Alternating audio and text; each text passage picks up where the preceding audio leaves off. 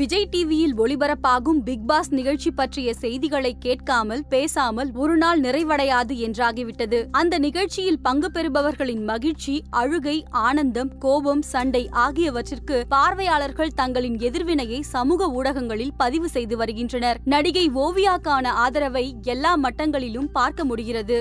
ஒவ்வொரு வாரம் அந்நிகழ்ச்சியிலிருந்து வெளியேறுவதற்கான நபராக ஓவியா சக போட்டியாளர்களால் பரிந்துரை செய்யப்பட்டாலும் பொதுமக்களின் வாக்குகளால் நிகழ்ச்சியில் தொடர்வது வாடிக்கையாகிவிட்டது. பொதுமக்கள் ஓவியாவை விரும்புவதற்கான காரணங்கள் சிலவற்றை இப்போது பார்க்கலாம். பிக் பாஸில் சக போட்டியாளர்களால் தொடர்ந்து சீண்டப்படும் நபராக ஓவியா இருந்து வருகிறார். அவரை கோபமூட்டவும் அவர் சொல்லாததை சொன்னதாகவும் கூறப்பட்டு பிரச்சனையாக்குவதும் நடக்கிறது. ஒரு கட்டத்தில் அவரை தவிர மற்றவர்கள் எல்லாம் ஒரு அணியாக அவரை தனிமைப்படுத்துகின்றனர். அந்த சூழலில் ஓவியா தன் மீது சுயஇரக்கம் கோராது துணிவோடு அதை எதிர்கொள்கிறார். தன் கருத்துக்களை தயக்கமின்றி கூறுகிறார். கூடுமானவரை அழுவதை தவிர்க்கிறார். விரக்தியான முகபாவத்தை ஒருபோதும் வெளிப்படுத்துவதில்லை என்பதாக சொல்லிக்கொண்டே போகலாம். ஓவியாவின் இந்த பண்புகளை ரசித்து அவருக்காக வாக்களித்தவர்கள் எத்தனை பேர் தங்கள் வீட்டில் இருக்கும் ஓவியாக்களை, அதாவது ஓவியாவின் பண்புகளை கொண்டவர்களை புரிந்து கொண்டிருக்கிறீர்கள்? பிக் பாஸ் ஓவியா தன் மனதில் பட்டதை தயங்காமல் வெளிப்படுத்துவதை சிலாகிப்பவர்கள் தங்கள் வீட்டில் உள்ள ஓவியாவை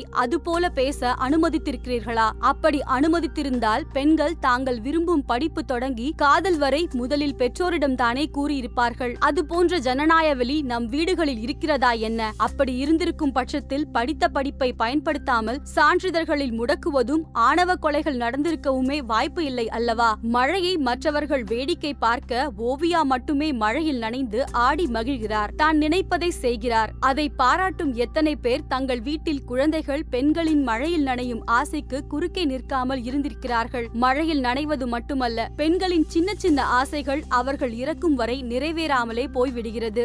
ஓவியா சக போட்டியாளர்களிடம் தன் நிலையை எடுத்து கூறும் போதெல்லாம் அவர்கள் அதை புரிந்து கொள்ளாமல் மடைமாற்றி விடுகிறார்கள். ஓவியாவை கோபமேற்றவும் செய்கிறார்கள். அதை பார்க்கும் நீங்கள் ஓவியாவை தவிர்த்தவர்கள் மேல் கோபம் உறுகிறீர்கள். இந்த கோபம் ஓவியாவின் உணர்வுகளை புரிந்து கொள்வதிலிருந்தே வருகிறது. இதே போல உங்கள் வீட்டில் இருக்கும் ஓவியாவை முழுமையாக தம் கருத்துக்களை கூற அனுமதித்திருக்கிறீர்களா? இடைமறிக்காமல் பேச்சை கேட்டு அதன் பின் ஒரு முடிவுக்கு வந்திருக்கிறீர்களா? அவர் கூறுவதிலிருக்கும் நியாயங்களை அவரின் பார்வையிலிருந்து புரிந்து கொள்ள முயன்றிருக்கிறீர்களா? அநேகமாக ஒரு பகுதியினர் ஆம் என்றும் ஒரு பகுதியினர் இல்லை என்றும் கூறுவர். ஆனால் பெரும் பகுதியினர் மழுப்பலான பதிலை தான் சொல்வார்கள். பிக் பாஸ் ஓவியா நிகழ்ச்சியின் நெறியாளர் நடிகர் கமலஹாசனிடம் பேசும்போது அந்த வீட்டில் தனக்கு எதிராக நடப்பவற்றை தெளிவாக சொல்லவில்லை என்ற ஆதங்கம் பார்வையாளர்கள் பலருக்கும் இருக்கிறது. அதன் வெளிப்பாடுதான் அவர் மீது சுமத்தப்பட்ட தவறான குற்றச்சாட்டை விடுவிக்கும் வீடியோ ஒளிபரப்பானதும் பார்வையாளர்களின் கைத்தட்டல் அரங்கை அதிர செய்தது. இதே போன்று தன்னை வெளிப்படுத்தும் முறையில் சொற்களை லாவகமாக கையாள தெரியாத வீட்டு ஓவியாக்களை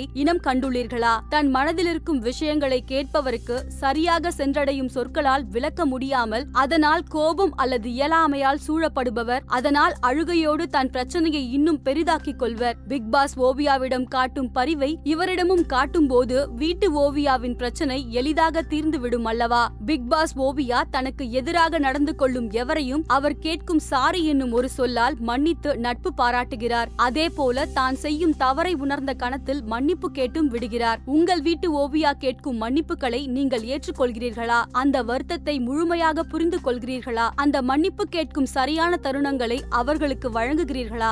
ஏனெனில் பல வீடுகளில் சிறிய பிரச்சனைகள் நடந்தாலும் வீட்டை விட்டு வெகுநேரம் வெளியே சென்று விடுவதை பலர் வாடிக்கையாக கொண்டுள்ளார்கள். அவர்கள் திரும்பி வரும் நேரம் வரை அந்த மன்னிப்பை சுமந்து கொண்டு வீட்டு ஓவியா காத்திருக்க வேண்டும். அந்த காத்திருப்பு மிக கொடுமையானதல்லவா? ஓவியாவிடம் பலர் ரசிப்பதன் அடிப்படை என்பது அவர் அவராக இருக்கிறார். அதாவது சமூகத்தில் ஆண்களால் ஆண் மனநிலையை பெண்ணின் மனநிலையாக மாற்றி கட்டமைக்கப்பட்டிருப்பதை போல இல்லாமல் பெண் மனநிலையில் அதை வெளிப்படுத்துவதில் நேர்மையாக இருக்கிறார் என்று பார்வையாளர்களால் உணரப்படுகிறது. திரையில் அழும் குழந்தையை விட நிஜத்தில் நம் வீட்டில் அழும் குழந்தையின் மீது அதிக பரிவு ஏற்படும். உடனே அந்த குழந்தை அழும் காரணத்தை சரி செய்வோம். அதே போல நம் வீட்டு ஓவியாக்களை புரிந்து கொள்ள முயல்வோம். மேலும் இது போன்ற செய்திகளை தெரிந்து கொள்ள சுட சுட சேனலை சப்ஸ்கிரைப் செய்யுங்கள்.